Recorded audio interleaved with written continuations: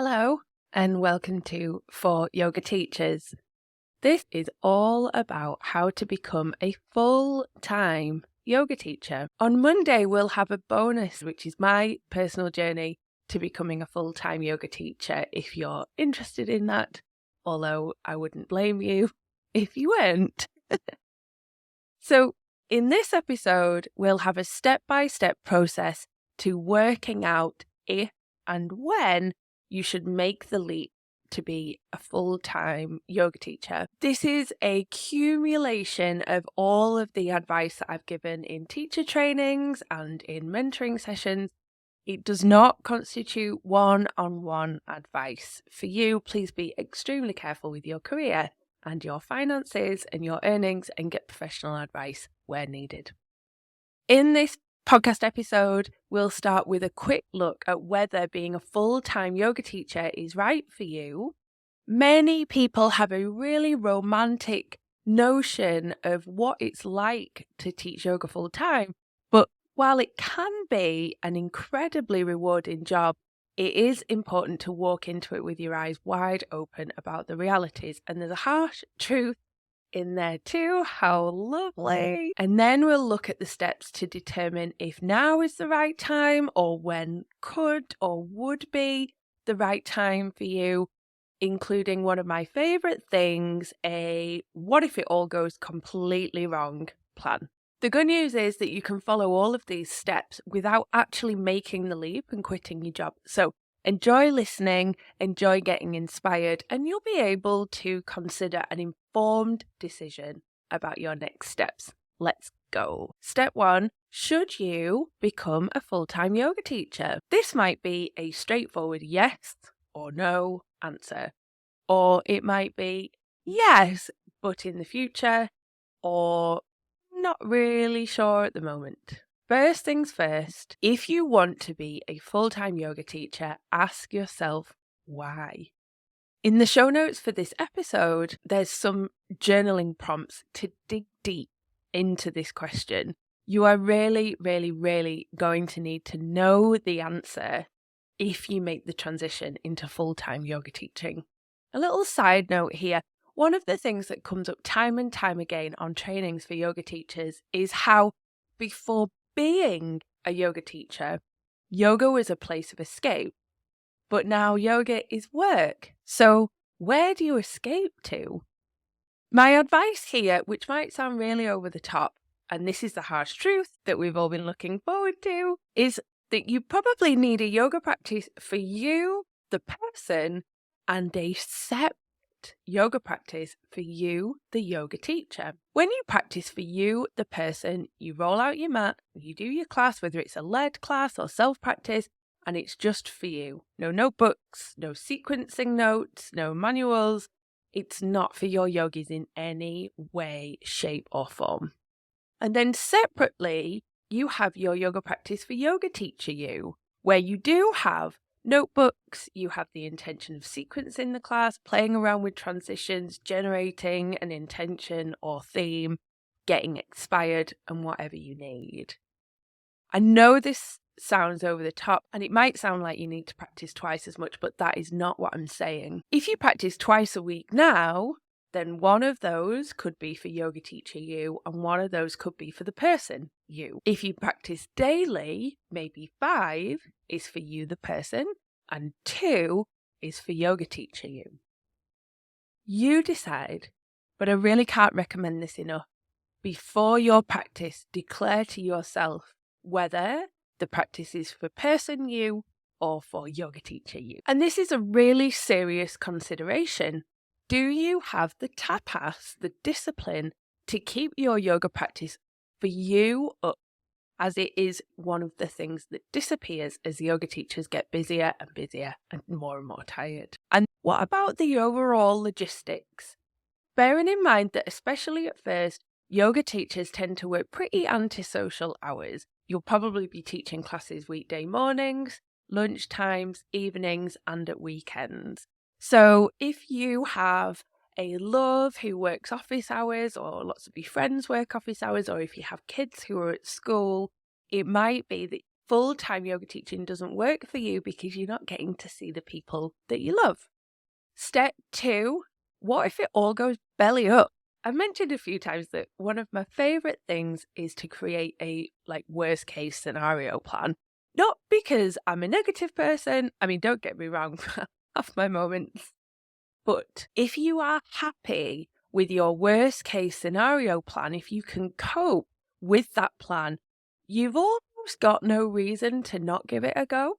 In the interest of full disclosure here, and like I say, on Monday, there's a bonus episode coming out, which is my journey, my path to becoming a full-time yoga teacher. But it is worth me saying here that when I took the plunge, I didn't have anyone who was financially dependent on me. I didn't have kids. I didn't even have a dog. I was renting a flat on a rolling monthly contract. So worst case scenario, if I got no work as a yoga teacher, I'd have to pay 1 month's rent and then go and live with my mum, who was about a 40-minute train ride away. So it was a very viable plan for me. I could most certainly cope with it. And so for me personally, at that time, it was almost silly for me to not give it a go. So if you were to go full-time tomorrow and it went belly up, what would your plan be? How long could you pay your rent or your mortgage for? Is there a backup place that you could live? Do you have people that you're financially responsible for? Do you have savings? So you might be best speaking to a bank or an accountant or something here. But in my experience, it comes down to raw sums. If you don't make enough money, it's a struggle to pay the bills, and that's that. So let's review. In summary, what would you do if you went full-time yoga teaching and it really, really didn't work out? If you can cope with this plan, then what a good chunk of food for thought that is. If you really can't live with that plan, that's really important to acknowledge as well. Step 3, decide if you're excited about running a business. From experience, most yoga teachers don't think about yoga teaching as running a business. I get it. Business is cold and hard and cash crazy. And you, as a yoga teacher, are none of those things. But, yoga teacher, when you start teaching yoga for money, you are running a business. And the more you see it like that, the more likely you are to have success. You'll know that businesses need promoting, businesses need tough conversations, they need contracts, and they need to be efficient. Your yoga teaching will most certainly need all of these things at some point, so let's just face up to it right now. You might not be super talented at every aspect of running a business. You might not like some aspects of running a business, but it does all need doing. And remember, it is possible to pay people for the bits that you don't want to do. Step 4, align your passions, your background, and your yoga teaching. There are so many yoga teachers around now, and for the record, I think that's a really good thing, as long as we're not all clones of each other. So have a think. What in your background is unique to you? What are you passionate about? Who do you want to teach? And how do you want to teach? I mean, this is basically creating your yoga brand. Once you've created your yoga brand, do some market research to see if there's a demand for your offering. Another little bit of food for thought for you here is to try and get as much real life data as you can. So while you're working out whether to go full-time yoga teaching or not, could you set up a block of classes or a couple of workshops or a course or a retreat with your way of teaching at the heart of the offering?